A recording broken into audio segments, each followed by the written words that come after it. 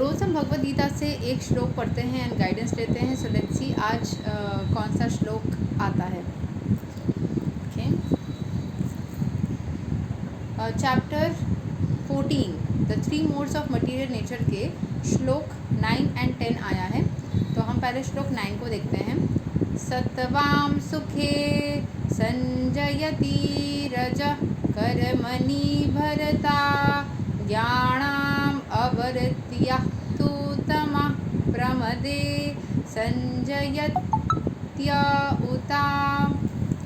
O son of Bharata, the mode of goodness conditions one to happiness, passion conditions one to fruitive action, and ignorance covering one's knowledge binds one to madness. तो जब कोई goodness के mode में होता है, मतलब भगवान की भक्ति आदि करता है, तो वो हैप्पी रहता है, हमेशा खुश रहता है.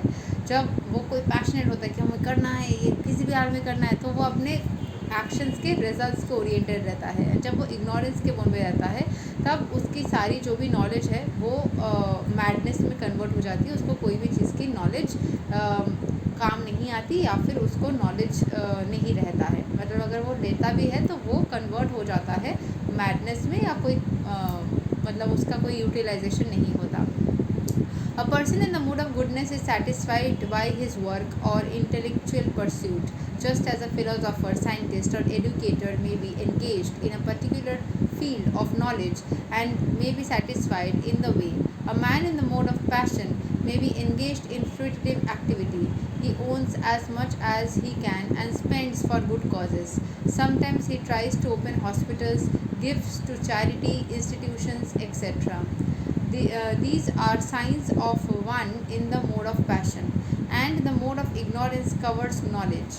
In the mode of ignorance, whatever one does is good neither for him nor for anyone. तो जब कोई गुडनेस के मोड में रहता है तो वो नॉलेज को गेन करने में और पॉजिटिव चीज़ों को करने में और हैप्पीनेस के मोड में रहता है.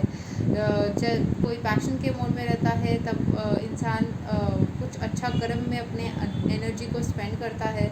और जब कोई इग्नोरेंस के मोड में रहता है तो वो कोई ऐसा काम करता है जो किसी के लिए भी अच्छा नहीं है. ठीक है, सो ये चीज़ें होती है. पैशन के मोड में फिर भी you are doing something good ultimately for people. श्लोक 10 रजस्तमस चाभिभूया सत्वां भवति भरता रजा सत्वां तमश्चैव तमः सत्वां रजस्तथा. Sometimes the mode of goodness becomes prominent, defeating the mode of passion and ignorance. O son of Bharata, sometimes the mode of passion defeats goodness and ignorance, and at other times ignorance defeats goodness and passion. In this way, there is always competition for supremacy. कभी कभी हम जब goodness के mode में इतने ज़्यादा positivity में रहते हैं हम लोग, हमें कभी भी पैशनेट नहीं बनने का मन, करना ही पड़ेगा, वो वाली एनर्जी आती ही नहीं है. हम बहुत रिलैक्स हो जाते हैं, चिल हो जाते हैं, हमको पता है कि चीज़ें हो जाएगी. और कभी हम इग्नोरेंस के मोड में तो रहते ही नहीं है, मतलब हमें पता है जो चीज़ें करनी है. We are no more ignorant. कभी कभी हम बहुत पैशन में होते हैं और हमें वो सुख या शांति वाली ज़िंदगी नहीं चाहिए होता, और हम इग्नोरेंस के मोड में भी नहीं रहते हैं, हम करते हैं चीज़ों को. वी आर मोर कर्म ओरिएंटेड देन.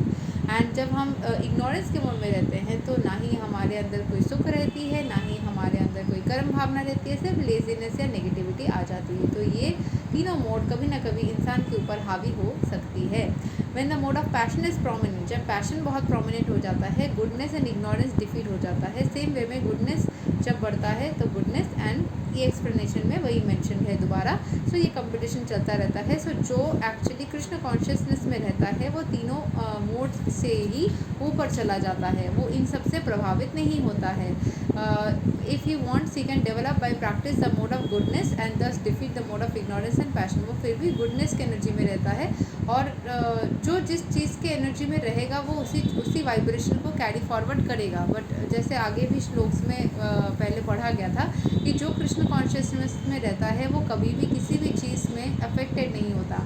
वो कभी गुडनेस में, कभी इसमें, कभी इसमें, वो हमेशा ही शांत सी स्थिति में रहता है. If one is determined, he can be blessed by the mode of goodness, and by transcending the mode of goodness, he can be situated in pure goodness. हमेशा पूर्ण शांति में वो रह सकता है, वासुदेव वाले स्टेट में रह सकता है. A state in which one can understand the signs of God. By the manifestation of particular activities, it can be understood in what mode of nature one is situated. तो जब कोई पॉजिटिविटी के mode में रहता है तो उसको हर एक चीज़ लाइफ में सुकून से, शांति से मिलना स्टार्ट हो जाता है। सो इट डिपेंड्स अपॉन कौन से मोड में आपको रहना है। आप प्रैक्टिस उसी मोड का करना, because practice makes a man perfect. And आपको कभी भी कोई भी मोड पकड़ सकता है। इन तीनों मोड में से आपको कौन सा मोड चूज़ करना है ये बिल्कुल आपके ऊपर डिपेंड करता है। आज के लिए यही तक। दूसरे दिन हम कोई और श्लोक पढ़ेंगे। तब तक के लिए हरे कृष्णा, राधे राधे, जय श्री राम।